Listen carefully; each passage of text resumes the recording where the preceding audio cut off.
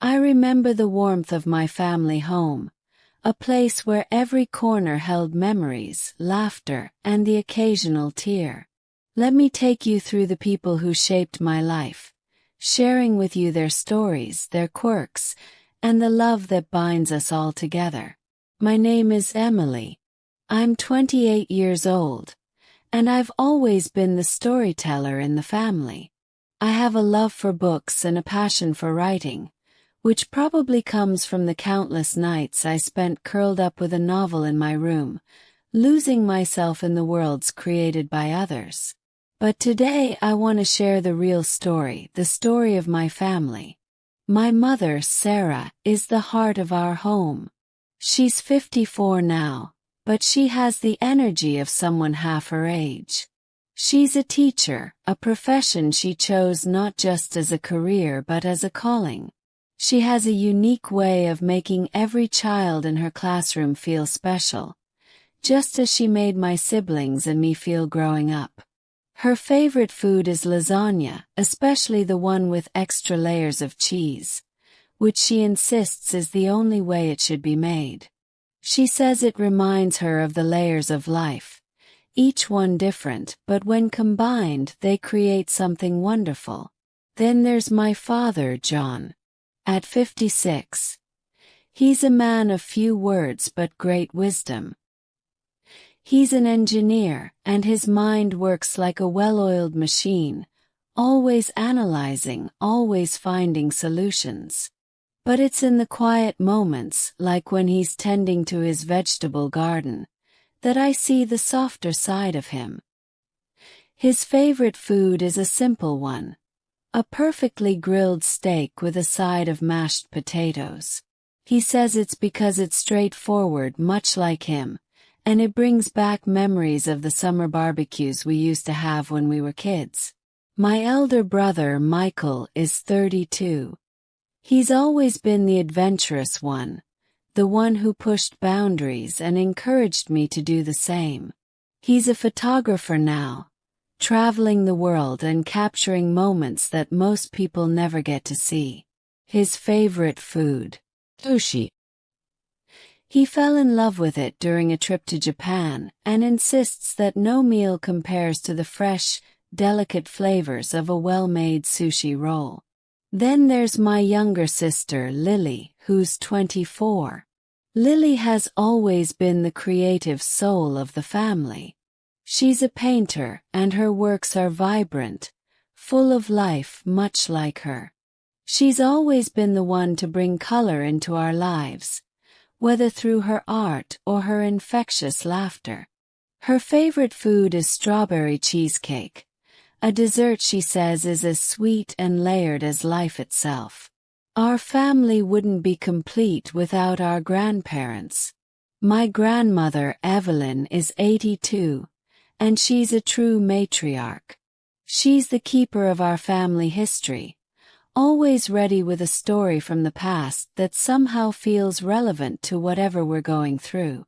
Her favorite food is apple pie, specifically the one she's made every Thanksgiving since before I was born. It's not just a pie. It's a tradition, a symbol of continuity in our ever-changing lives. My grandfather, Robert, is 84, and he's the most patient man I've ever known. He's always been a source of quiet strength in our family. A retired Navy officer, he's seen more of the world than I can imagine, yet he's happiest at home, sitting in his favorite armchair with a cup of black coffee, his favorite drink in hand. He says coffee keeps him grounded, much like the love of his family.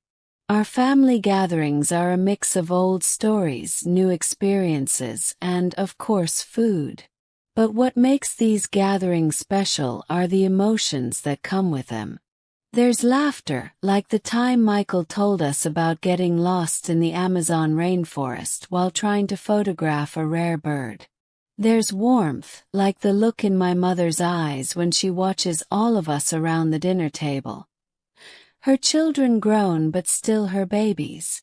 And there's sometimes sadness, like the day we all sat in silence, remembering my Aunt Claire, who we lost too soon to illness. She was only 40, but her memory lives on in the way we cherish every moment together. Our conversations often turn to dreams and aspirations. Michael talks about his next adventure, perhaps Antarctica, to capture the untouched beauty of the icy wilderness. Lily shares her latest inspiration, a series of paintings that explore the concept of time and its fleeting nature. My father talks about retirement, though we all know he'll never truly stop working on something. My mother dreams of traveling more once she retires from teaching, finally taking the time to explore all the places she's taught her students about. And then there's me, sharing my stories, my words, and my dreams with them.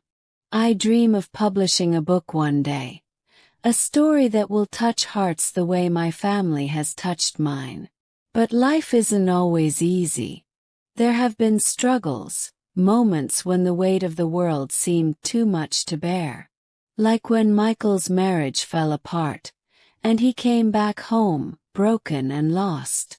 We all rallied around him, helping him piece his life back together, reminding him that family is the anchor that holds you steady in the storm. Or when Lily struggled with self-doubt, questioning her talent and whether she could make it as an artist. My mother, with her endless patience and love, was there every step of the way, encouraging her, reminding her that her worth wasn't defined by others' opinions. These are the moments that define us, that make us who we are. A family isn't just about the good times, the celebrations, and the laughter. It's about being there for each other in the darkest moments, offering a hand to hold, a shoulder to cry on, and a heart that loves unconditionally. And as I sit here reflecting on all these memories, I realize how lucky I am. I have a family that loves deeply, dreams big, and faces challenges head-on. We're not perfect, but we're perfect for each other. As I continue to reflect on my family, there are so many more layers to uncover, each one adding depth to our story. Love, in all its forms, is the thread that weaves us together, and it manifests in ways both big and small. Let's start with the love between my parents, Sarah and John. They've been married for over 30 years, and their relationship is a testament to the strength of true partnership. I remember one cold winter evening a few years ago, when my father surprised my mother with a trip to Paris for their anniversary. He had planned it for months, saving up and secretly learning a bit of French. My mother's eyes lit up when she saw the tickets. She had always dreamed of visiting the Eiffel Tower, and my father made that dream come true. The trip itself was a whirlwind of romance. They visited quaint cafes, walked along the Seine River, and even renewed their vows in a small chapel. When they returned, it was clear that their love had deepened, a reminder that even after decades, love can still grow and evolve. My mother often talks about that trip as one of the happiest times of her life, and my father, though a man of few words, always smiles proudly when she does. But love in our family isn't just about grand gestures. It's in the everyday moments that often go unnoticed. Like how my grandmother, Evelyn, still wakes up early every morning to prepare breakfast for my grandfather, Robert. She makes him his favorite oatmeal with a dash of cinnamon and honey, just the way he likes it. It's a small act of love, but it's these small acts that have kept their bond strong for over 6 decades. They've been through so much together, war, loss, and health scares, but they've always had each other. Their love is quiet but unbreakable, a foundation upon which the rest of our family stands. Then there's the love my brother Michael has for his art. Photography isn't just a job for him. It's his passion, his way of connecting with the world. I remember the first time he showed me a photo he took of a sunset in the Sahara Desert. The colors were so vivid, the image so full of life that it took my breath away. Michael told me that in that moment, as he stood alone in the vast desert, he felt a deep sense of peace and connection to something greater than himself. His love for capturing these moments is what drives him, and it's something that inspires me every day. Michael's love for his work has also shaped his relationships.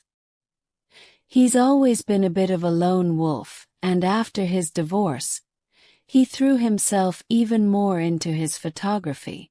But recently he met someone, a fellow photographer named Emma. They met during an assignment in Iceland, and their connection was instant. Emma shares his love for adventure and photography, and together, they've traveled to some of the most remote places on Earth, capturing the beauty of nature. Michael tells me that being with Emma feels like finding a missing piece of himself. It's been a long time since I've seen him this happy, and I can't help but feel a sense of joy for him. Lily's love story is a different kind of journey. She's always been a dreamer, but when it comes to love, she's had her fair share of doubts. A few years ago, she was in a relationship with someone who didn't appreciate her for who she was. It was a toxic situation, and it took a toll on her self-esteem. But with the support of our family, she found the strength to leave that relationship and focus on herself. Since then, Lily has blossomed. She took a solo trip to Italy to immerse herself in art and culture, and it was there that she met Alessandro, a fellow artist. Their connection was immediate, not just because of their shared love for art, but because Alessandro saw Lily for who she truly was, a talented, passionate woman with so much to offer. Their relationship is one of mutual respect and admiration, and it's brought a new light to Lily's life. She's painting more than ever, and her work has taken on a new depth and emotion. Alessandro often tells her that her art is a reflection of her soul, and I think he's right. But love in our family isn't just about romance. It's also about the bonds we share with friends who have become like family. Take my best friend Rachel, for example. We've been friends since childhood, and she's practically a sister to me.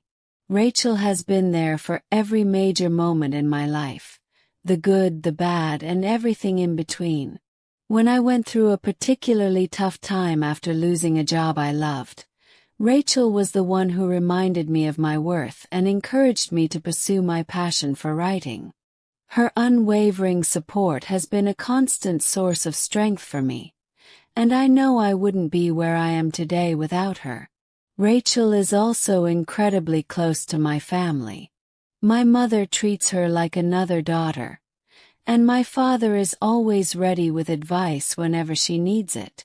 Even my grandparents adore her. I remember one Christmas when Rachel's family was out of town, and she spent the holiday with us. It was one of the best Christmases we've ever had, full of laughter, love, and the joy of being surrounded by those who truly care about you. There's also the love we have for our pets, who are very much a part of our family. Our dog Max is a golden retriever with the kindest eyes you've ever seen. He's been with us for 10 years now, and he's seen us through all of life's ups and downs. Max has a special bond with my father. They're inseparable. Every morning, my father takes Max on a long walk through the park, and it's their time to connect with each other and with nature. My father says those walks are therapeutic, a way to clear his mind and start the day on a positive note. Max's love for our family is unconditional, And it's something that brings us all closer together. Whether it's greeting us with enthusiasm when we come home, or simply lying by our feet as we watch TV, Max is always there, a silent but comforting presence. And then there are the new traditions we've started, each one bringing us closer. For example, every Sunday we have a family movie night. It started as a way to unwind after a busy week, but it's become something much more. We take turns choosing the movie, and it's always interesting to see what everyone picks. My father tends to choose old classics, while Lily loves animated films. My mother has a soft spot for romantic comedies, and Michael, of course, picks visually stunning documentaries. We all gather in the living room, snacks in hand, and for those few hours, nothing else matters. It's a time to relax, to laugh, and to enjoy each other's company. One of my favorite memories from these movie nights is when we watched The Princess Bride. It's one of those films that transcends generations, and as we watched, I could see how it brought out different emotions in each of us. My father, who rarely shows his softer side, actually teared up at the end, something I'd never seen before.